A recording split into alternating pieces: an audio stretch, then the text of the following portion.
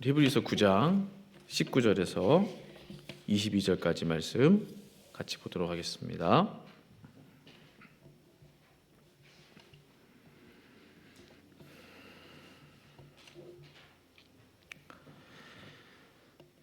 히브리서 9장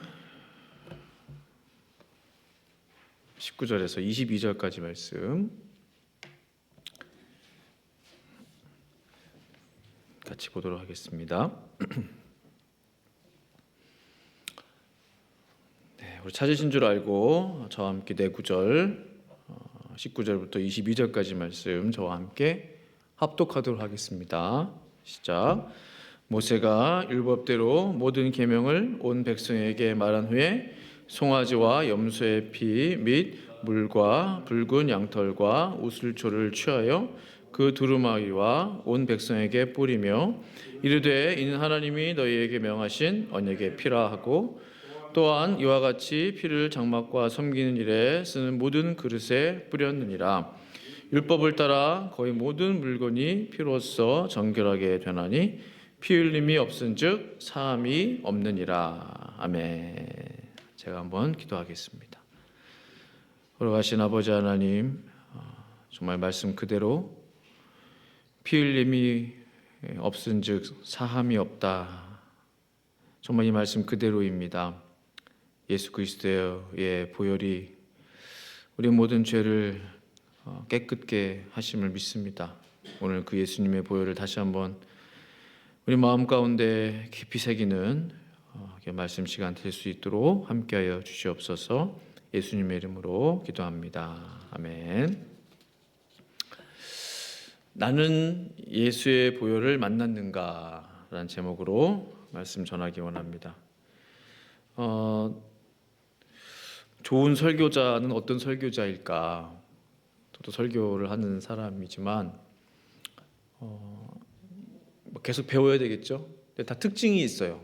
어떤 분은 큐티 설교를 하시는데 잘 아시죠? 우리 교회 목사님 같은 경우는 큐티 하신 거를 그대로 쭉 읽어 내려가시면서 쉐어하시면서 이 설교하시는데 또 그게 은혜가 또 되어서 많은 분들이 또 예배 자리에 나오고, 또 어떤 분들은 아예 그냥 다 그걸 외워가지고 하시는 분들도 계시고, 또 외워서 하다 보면 실수가 나오기 때문에 원고를 보고 이렇게 하시기도 하시고, 또 강해 설교를 하시는 분도 있고, 또 주제 설교를 하시는 분도 있고. 근데 제 마음에 딱 와닿았던 것 중에 하나는 여러 사람을 감동시키려 하지 말고 한 사람을 보고 해라. 딱 한 사람, 그 사람이 은혜 받도록 말씀을 준비하고, 정말 그 사람이 은혜 받은 것 같으면 얼굴이 성공한 거다. 그래서 욕심을 내려놔라. 한 사람 앞에 설교해라. 그런 말씀 하신 기억이 납니다. 저도 제 마음 가운데 한 사람을 생각했습니다. 누구라고는 말씀드리면 또 부담되시니까 한 분을 제 마음 가운데 다 생각하고 오늘 말씀을 준비했어요. 6월은 우리 대한민국에 정말 씻을 수 없는 상처를 안겼던 한국 전쟁이 있었던 달이죠. 6월 25일. 그래서 호국 보훈의 달이라고 이렇게 합니다. 6월은 호국 보훈의 달. 오래전에 태극기 휘날리며라는 영화를 본 적이 있습니다. 아마 몇몇 분들 보신 경험이 있으실 텐데 극장에서 본 기억이 나는데요. 올해 이제 개봉 20주년이 되는 해예요. 2004년에 개봉해서 올해가 2024년이니까 그 영화를 보면서 제 마음에 굉장히 좀 뭉클하게 했던, 애국이라는 게 이런 거구나. 나라를 사랑하는 그 마음이 배워서 교육을 받아서 생긴 게 아니라 자연스럽게 저도 모르게 나왔던 그 순간이 이제 영화를 보면서 있었는데, 이 영화 포스터는 저와 같고 그 어떤 부분인지 한번 좀 간단하게 좀 보면 좋겠다. 같이 한번 보실까요?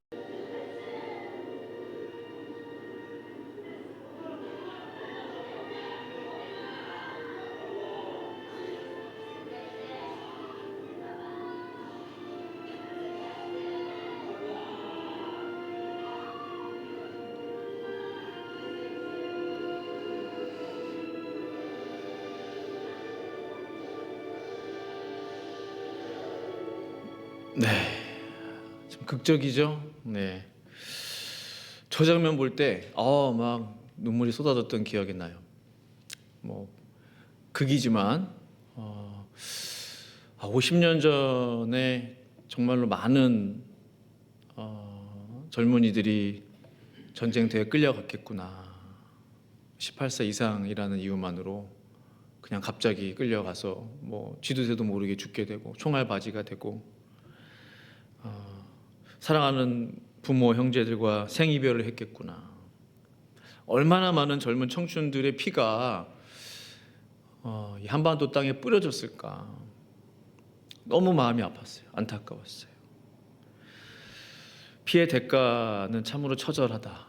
피의 희생은 정말 잔인하다. 생명을 얻기 위해, 자유를 얻기 위해 얼마나 많은 희생의 피들이 쏟아져야만 하나. 지금도 전쟁 중에 있지만 세계 곳곳에서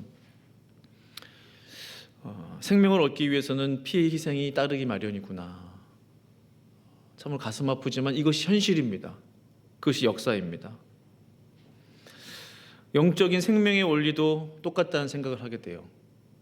생명을 얻기 위해서 정말 영혼의 자유를 얻기 위해서 그 죄 문제를 해결해야 되는데 그 죄 문제를 우리가 해결할 수 있는 힘이 없잖아요. 그러니까 생명을 위해서 누군가는 그 피의 대가를 치러야만 한다는 거. 내가 아닌 누군가는 내가 죽어야 하는데 나 대신 누군가는 죽어야 된다는 거죠. 전쟁이 벌어지면 내가 총을 갖고 나가든지 네가 갖고 나가든지 누군가는 나가야 된다는 거죠. 안 그러면 다 죽게 되기 때문에. 생명의 원리, 구원의 원리도 이와 같다라는 생각을 하게 됩니다. 구약시대에 하나님께서는 이스라엘 백성들에게 대속죄일을 주셨어요. 대속죄일, Day of Atonement 혹은 염키푸르라고 부릅니다. 대속죄일은 무슨 날이죠? 1년에 한 번 이스라엘 백성들이 민족적으로, 국가적으로 하나님 앞에 나아가서 죄 씻음을 받는 날이에요. 그러니까 이스라엘 백성 모두는 다 그날 거룩함을 입는 날이에요. 죄 씻음을, 죄 사함을 받는 날이에요. 그 대속죄일입니다. 대속죄일이 되면 대제사장은 홀로 지성소에 들어갈 수 있어요. 다른 날 지성소에 들어갔다가는 어떻게든 다 죽는 거예요. 대속죄일만, 그날만 지성소에 들어갈 수 있도록 허락이 되어 있었습니다. 그 대속죄일에 뭐 하느냐? 하나님께서는 대제사장 자신을 위해서, 그러니까는 대제사장도 거룩해야 될 거 아니에요. 흠없는 이제 수송아지를 잡고, 숫소를 잡고, 그 다음 백성들을 위해서 염소 2마리를 잡습니다. 그 잡은 그 피를 가지고 지성소에 들어가는 거예요. 뭐 성소, 지성소, 뭐 조금 어려우신 분들이 있을지 모르지만 성소는 그냥 거실, 지성소는 안방 이렇게 생각하시면 돼요. 안방에는 아버지가 계시고, 그러니까 지성소에는 하나님의 임재가 있고 그렇게 생각하시면 되겠습니다. 그러니까 그 제물의 그 피를 가지고 지성소 안에 들어갈 수 있는 유일한 날은 대속죄일. 그 피를 가지고 뭐 합니까? 그 피를 뿌리는 거예요. 그 피를 시온자라고도 하는, 보시면은 시은소라고도 하고 속죄소라고도 하고 불리는 이름이 많이 있습니다. 저곳에 7번을 피를 뿌리는 것이죠. 동쪽에 또 1번을 뿌리고, 그러니까 피를 뿌리는 행위를 통해서 내가 죽어야 할 죽음을 제물이 대신 죽었다는 거죠. 그 피를 이제 뿌리면서 거룩함을 입게 되는 거죠. 대속죄일은 쉽게 말하면 피 뿌리는 날입니다. 그렇다면 왜 피를 뿌리겠나? 왜 잔인하게 피를 뿌리는 이유가 뭘까? 말씀 그대로죠. 히브리서 9장 22절 말씀 보시면 율법을 따라 거의 모든 물건이 피로써 정결하게 되나니 피 흘림이 없은즉 사함이 없느니라 했습니다. 그러니까 죄 사함을 받기 위해서 반드시 피 흘림이 있어야 된다라는 것이 하나님의 말씀인 거죠. 이것은 법입니다. 법으로 정해져 있는 것입니다. 왜 잔인하게 피를 뿌리고 뭔가 이렇게 근데 그것이 하나님이 정해놓으신 법이에요. 누군가는 대신 죽어야 한다는 거죠.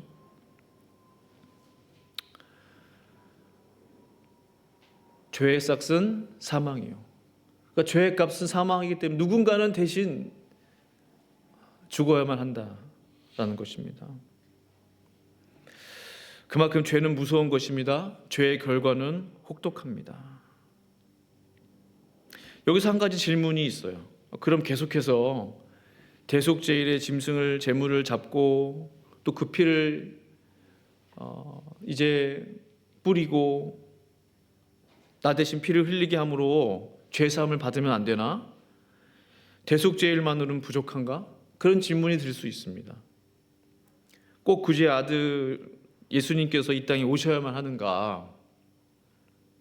꼭 십자가에서 피 흘려 죽으셔야만 하는가? 그런 의문이 드실 수가 있어요. 그러니까 구약의 제사를 통해서도 많은 사람들이 구원을 받지 않았습니까? 굳이 왜 예수님께서 오셔서 참혹한 십자가를 지셔야만 하나? 저는 오늘 히브리서 9장 말씀을 보면서 다시 한번 좀 깨닫게 돼요. 예수님께서 반드시 오셔야만 했구나. 오실 수밖에 없었구나. 9장 9절에 이런 말씀이 있습니다. 이 장막은 현재까지의 비유니 이에 따라 드리는 예물과 제사는 섬기는 자를 그 양심상 온전하게 할 수 없나니 라고 했습니다. 그러니까 이 장막은 현재까지의 비유다. 그러니까 이 장막에서 이 장막은 뭐예요? 그러니까는 구약 시대 때 드렸던 그 장막, 제사 드렸던 그 장막이죠. 그러니까 비유라는 거죠. 그러니까 제사장이 지성소에 들어가서 피를 뿌리는 그 모든 행위들, 제사의 그 모습들이 비유였다. 그림자다, 예표다, 모형이다라는 거죠. 이에 따라 드리는 예물과 제사는 섬기는 자를 그 양심상 온전하게 할 수 없나니라고 했습니다. 그러니까 비유기 때문에 완전하지가 않은 거죠. 예물을 드리는 사람이나 또 뭐 섬기는 자나 그의 마음속까지는 거룩하게 할 수 없다. 온전하게 할 수 없다. 그러니까 대속제일의 제사는 겉으로는 거룩하게 했는지 모르겠어요. 손으로 짓는 죄, 발로 지은 죄, 입으로 지은 죄. 그러나 마음속에는 숨겨져 있는 그 죄까지는 거룩해 할 수 없다. 한계가 있다는 거죠. 온전한 깨끗함은 기대할 수 없다. 그래서 10절에도 이런 말씀이 있습니다. 이런 것은 먹고 마시는 것과 여러 가지 씻는 것과 함께 육체의 예법일 뿐이며 개혁할 때까지 맡겨둔 것이니라. 그러니까 이런 것은 먹고 마시는 것과 여러 가지 씻는 것과 함께 육체의 예법이다. 그러니까 몸을 위한 그런 예식이다라는 거죠. 육체를 위한 거, 육체의 거룩함을 위한. 그러니까 구약의 모든 제사법들이 육체의 거룩함을 위한 예식에 불과한 것이었다라는 것입니다. 완전하지 않다. 근데 우리 하나님께서는 겉만 보시는 분이 아니시죠. 우리의 마음 속을 보시는 분이시고 마음의 중심을 보시는 분인데 겉으로 아무리 깨끗하게 살면 뭐합니까? 속이 우리의 양심을 속이고 스스로를 속이고 마음속에 나쁜 마음을 먹고 하나님이 그것을 다 아시는 분이잖아요. 그러니까 그것까지 거룩하게 하기를 원하시는데 그 구약의 제사로는 불가능하다라는 거죠. 그래서 개혁할 때까지 맡겨둔 것이라 라고 했죠. 10절 하반절 보시면 그 개혁이라는 단어가 쓰였어요. 그러니까 개혁의 시간이 온다라는 거죠. 뭔가 새로운 변화의 시간이 온다. 그전과는 다른 획기적인 하나님의 어떤 특별한 역사하심의 때가 있다. 다시 말하면 진짜는 따로 있다. 히브리서 9장 13절 같이 한번 읽어보실까요? 시작. 염소와 죄를 정결하게 하여 거룩하게 하거든. 13절. 하물며 영원하신 성령으로 말미암아 흠없는 자기를 하나님 앞에 드린 그리스도의 피가 어찌 너희 양심을 죽은 행실에서 깨끗하게 하고 살아계신 하나님을 섬기게 하지 못하겠느냐. 그러니까 제가 지금까지 말씀드린 그 내용을 정리한 것이죠. 13절에 염소와 황소의 피와 및 암송아지의 죄를 부정한 자에게, 그러니까 허물 있는 자, 죄 있는 자에게 뿌려서 그 육체를 정결하게 하여 거룩하게 하거든. 여기서 그 육체를이라고 했습니다. 육체의 정결함, 육체의 거룩함을 위해서는 반드시 구약 시대에 하나님이 말씀해 주신 그 제사법대로 제사를 드려야만 했습니다. 그래야 거룩함을 입게 되는 것이죠. 근데 말씀 그대로예요. 육체를 정결하게 하여 거룩하게 하거든. 14절에 하물며 영원하신 성령으로 말미암아 흠없는 자기를 하나님께 드린 그리스도의 피. 그냥 그리스도의 피가 아닙니다. 영원하신 성령으로 말미암은 또는 흠없는 자신을 하나님 앞에 드렸다는 거죠. 예수 그리스도께서 친히 제물이 되셔서 예수님께서는 대제사장으로 오셨죠. 왕으로 오셨죠. 선지자로 오셨죠. 예수님께서 오시는 3대 그 오심의 목적 아닙니까? 중요한 게 있습니다. 또 하나. 제물로도 오셨다는 사실이에요. 왕, 제사장, 선지자.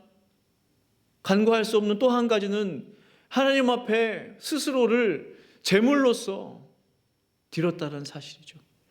그 피가 그 소중하고 귀중한 그 고귀한 그 예수 그리스도의 보혈이 어찌 너희 양심을 죽은 행실에서 깨끗하게 하지 못하겠냐는 거죠. 저것이 하나님이 원하셨던 거죠. 우리의 양심을 깨끗하게 하는 것, 우리의 속을 깨끗하게 하는 것, 우리의 겉과 속을 온전하게 깨끗하게 하는 것, 그것이 참 변하고 진짜 변화죠. 예수님께서 그렇게 대제사장, 서기관, 바리새인들 비판하셨습니다. 비판하신 이유 잘 아시죠? 겉과 속이 달랐기 때문입니다. 겉으로는 친절하지만 속은 다릅니다. 겉으로는 나이스하지만 속은 다르다는 거죠. 예수님께서 그것을 신랄하게 비판하셨어요. 자신의 죄를 있는 대로 고백하는 것은 오히려 하나님의 긍휼을 얻게 됩니다. 우리 장로님 기도하셨지만 세리는 감히 하나님 앞에 나아가서 하나님을 우러러보지도 못하고 저 뒤에서 가슴을 치며 저는 죄인입니다. 저는 죄인입니다. 그러나 그의 기도를 하나님이 받으셨다고 그랬어요. 중요한 것은 마음속입니다. 우리의 중심입니다. 우리의 양심입니다. 그것이 진짜입니다. 양심이 거룩하지 못하기 때문에 삶으로 행동으로 죄가 나오는 것이죠. 살인하고 죽이고 도둑질하고 이런 죄들, 거짓말하고 이런 죄들은 죄의 형태죠. 모습이죠. 마음속에 이미 죄를 품고 있기 때문에 누구를 해코지 하고 누구의 것을 훔치고 이미 마음속으로 그것을 계획하고 있는 거예요. 죄를 이미 계획하고 있는 거죠. 인간을 창조하시고 사람을 만드신 하나님께서 이 사람의 죄 문제를 해결해야 될 텐데 겉으로 해결하는 것은 불가능하다는, 부족하다는 거죠. 한계가 있다는 거죠. 사람의 마음의 중심으로부터 거룩함을 내가 줘야 되겠다. 깨끗함을 줘야 되겠다는 거예요. 얼마나 우리에게 중요한 일인지 모릅니다. 그렇지 않습니까? 겉으로 깨끗하고 나이스한 척하면 뭐하겠어요? 우리의 마음속은 온갖 정말 말씀대로 회칠한 무덤이라면 하나님께서 무엇을 보시겠냐는 거죠.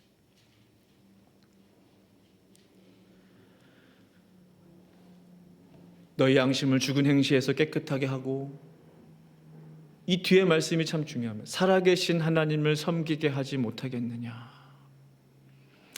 하나님을 우리가 섬길 때, 주님의 교회를 섬길 때, 주님의 몸된 교회에서 봉사하고 헌신할 때 중요한 것이 저거구나. 정말로 예수 그리스도의 피를 만난 사람이라면 나의 삶이 거룩해지고 나의 양심이 거룩해지고 그때 비로소 살아계신 하나님을 온전하게 섬기게 된다는 것입니다. 먼저 은혜 받은 사람, 먼저 보혈을 경험한 사람, 먼저 복음을 만난 사람, 하나님의 복음이 내 마음 가운데 부딪혀 본 사람이 살아계신 하나님을 섬기게 된다는 거예요. 저게 단순해 보이지만 큰 차이가 있어요. 사람을 섬기는 사람들 많습니다. 우리 교회는 없는 줄로 압니다만 사람에게 보이려고 섬기는 사람들이 의외로 많아요.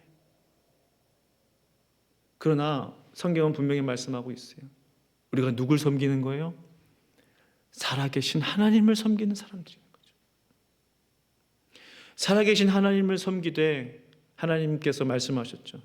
내 이웃을 내 몸과 같이 사랑하라. 내 이웃도 똑같이 나를 섬기듯이 사랑하고 섬겨라. 그래서 같이 섬기게 되는 것이죠. 먼저는 하나님을 사랑하고 하나님을 섬기라는 것이 하나님께서, 예수님께서 말씀하신 그 율법의 완성이지 않습니까? 하나님을 사랑하고 그와 같이 이웃을 사랑하고 섬겨라는 것. 그리스도의 피를 만나야 하는 것입니다. 복음을 만나야 하는 것입니다. 그래야 정말 참된 마음에서 우러나오는 섬김과 봉사가 우러나오게 되는 것이죠. 나의 신앙생활이 왜 재미가 없을까? 때로는 뭔가 몸이 건조하고 습관적으로 교회 나오고 그럴 수가 있죠. 뭔가 귀찮아지고 조금 힘들면 그냥 오늘 제끼자 이러고 때로는 그럴 수 있습니다. 그러나 오늘 말씀을 통해서 비춰볼 때 그리스도의 피를 제대로 만났다면 우리의 삶도 거룩하게 되고 더 나아가서 하나님을 온전히 섬기게 되는 것이구나. 그러니까 사람의 힘으로 되는 게 아닌 것 같아요. 사람의 말로 되는 게 아니에요. 기도하세요. 예배의 자리에 나오세요. 함께 뭐 합시다. 근데 그게 순서가 바뀐 거예요. 먼저 은혜 받아야 우리의 발이 움직이고 손이 움직이는 거예요. 먼저 은혜를 경험해야 뭔가 우리의 액션이 나오게 되는 거죠. 그러니까 3040 컨퍼런스 말씀 또 드리게 되는데 그 교회의 핵심이 그거더라고요. 먼저 일을 맡기는 게 아니고 다 3개월이면 3개월, 5개월이면 5개월 제자 훈련을 다 받게 해요. 그러니까 이미 제자가 된 상태에서 봉사의 자리에 투입돼요. 이미 복음을 경험하고 예수 그리스도의 피를 경험한 다음에 순서가 이제 그게 먼저라는 거죠. 제자의 삶을 조금이라도 맛보고 그 마음을 가지고 하나님을 섬기고 주님의 교회를 섬기더라는 거죠. 그리스도의 피가 내 안에 들어오면 나도 모르게 나의 영적 체질은 바뀌게 되어 있는 것입니다. 마치 수혈을 받으면 그 피가 내 온몸을 돌면서 오장육부를 살리고 모든 기관들을 살리고 나의 몸을 살리는 것처럼 그 예수 그리스도의 생명의 피가 내 안에 들어오면 나는 살아나는 것이죠. 보혈의 수혈이 되면 정말 예수님의 그 DNA가 있는 거잖아요. 그 보혈 가운데 주님의 DNA가 있잖아요. 나의 삶이 예수님의 제자의 삶을 살아가게 되는 것이죠. 자연스럽게. 그렇다면 어떻게 예수님의 보혈을 만날 수 있을까? 어떻게 하면 예수님의 피가 보혈이 내 안에 들어오는 것을 경험할 수 있을까? 어떻게 하면 그 보혈을 만날 수 있을까? 여러 가지 방법들이 많아요. 그러나 제가 가장 쉽게 설명드릴 수 있는 것은 바로 우리 교회에서 때마다 하는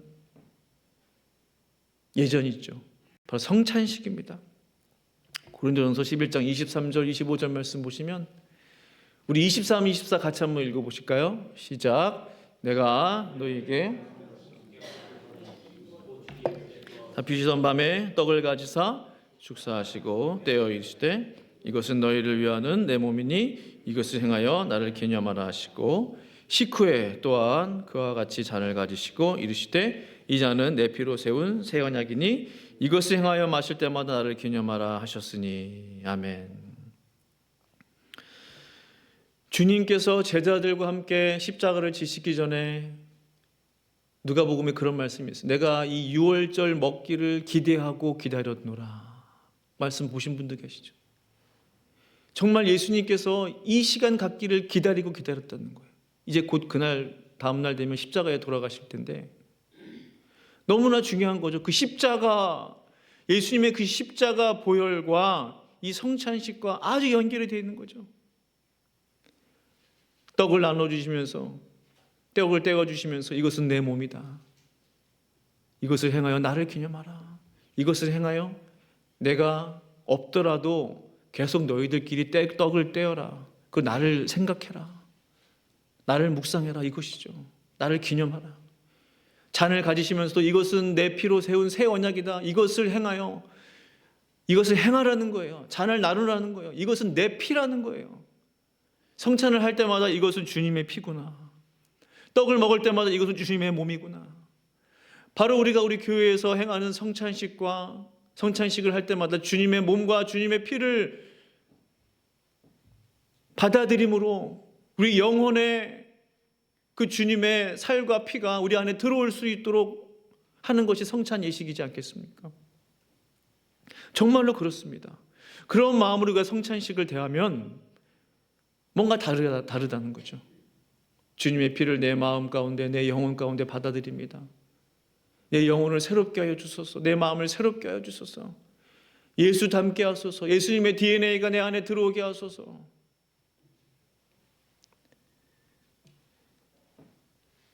바로 그럴 때만이 그리스도의 피가 내 삶 가운데 서서히 역사하기 시작하게 되는 것입니다. 바로 교회 성찬식을 통해서 말이죠. 십자가는 참으로 능력이 있습니다.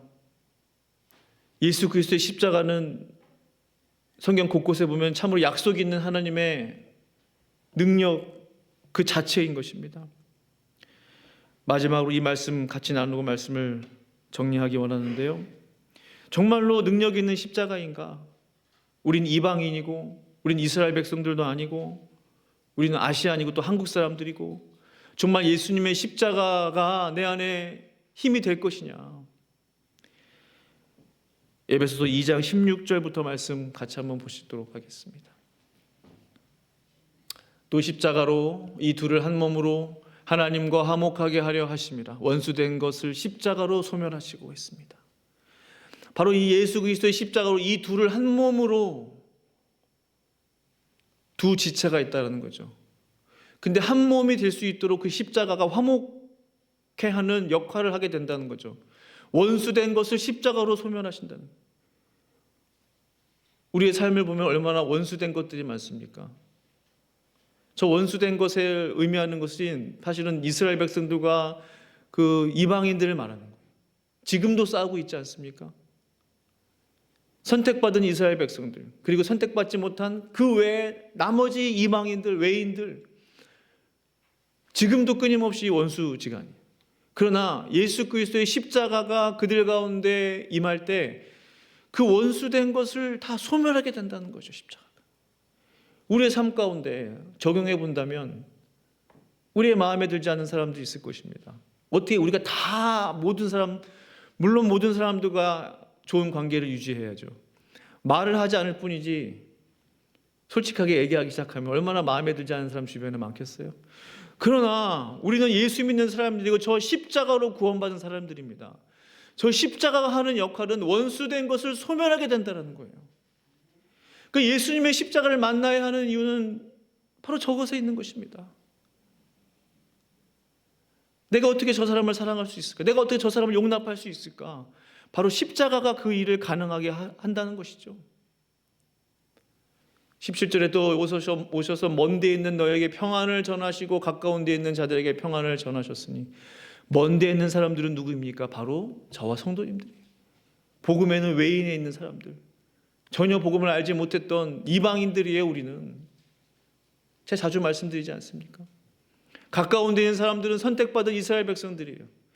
가까운 데 있는 이스라엘 백성들이나 먼 데 있는 복음과 상관없는 어디 아시안 사람들이나 누구든지 간에 다 평안을 전하게 하신다고 그랬어요. 바로 예수 그리스도의 십자가가 말입니다. 그로 말미암아 우리 둘이 한 성령 안에서 아버지께 나아감을 얻게 하려 하심이라. 이제는 먼 데 있는 사람이나 가까운 데 있는 사람이나 원수가 된 사람이나 그렇지 않은 사람이나 우리 모두가 한 성령 안에서 아버지께 나아감을 얻게 하려 하심이라. 그것이 바로 예수 그리스도의 십자가의 능력인 줄로 믿는 것입니다. 그러므로 이제는 너희는 바로 우리예요. 저예요. 외인도 아니다. 나그네도 아니다. 이제 성도다. 동일한 시민이다. 하나님의 권속이 되는 것입니다. 바로 십자가의 권능인 것이죠. 마지막 20절에 너희는 사도들과 선지자들의 터 위에 세우심을 입은 자라. 그동안 성경에 기록되어 있던 수많은 선지자들, 하나님의 사람들, 사도들,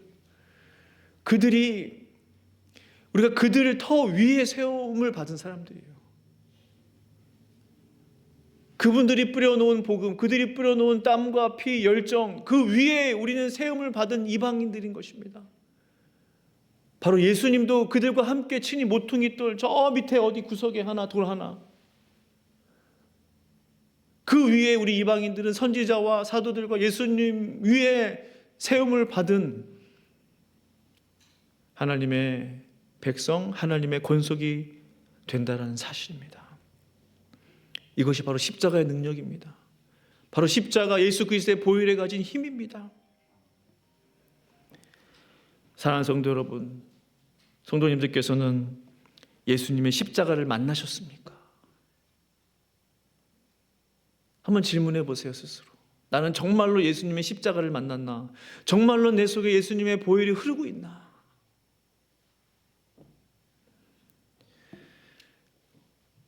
우리가 정말 예수 그리스도의 십자가를 만나면 저 말씀처럼 그리스도의 피가 어찌 너희 양심을 죽은 행실에서 깨끗하게 하고 살아계신 하나님을 섬기게 하지 못하겠느냐. 충분히 우리의 삶을 변화시킬 수 있다는 거예요. 예수님의 피가 충분히 내 인생을 바꿀 수 있다는 거예요. 나의 삶을 변화시킬 수 있다는 거예요. 그 정도로 소중하고 고귀하고 능력이 있는 그 피가 바로 우리 주 예수 그리스도의 보혈인 줄로 믿습니다. 그 보혈의 능력이 저와 성도님들의 삶 가운데 임할 수 있기를 간절히 축원합니다. 그래서 우리의 모든 죽은 행실을 버리고 참 살아계신 하나님만을 섬기는, 사람을 섬기는 게 아니고 하나님을 섬기는데 우리의 신앙의 목표를 두고, 우리 교회의 목표를 두고 우리는 하나님만을 섬긴다, 하나님만을 바라보며 나아간다 라는 그 비전을 가지고 함께 달려가실 수 있는 저와 성도 여러분 되실 수 있기를 간절히 축원합니다. 우리 함께 기도하시겠습니다. 걸어가신 아버지 하나님,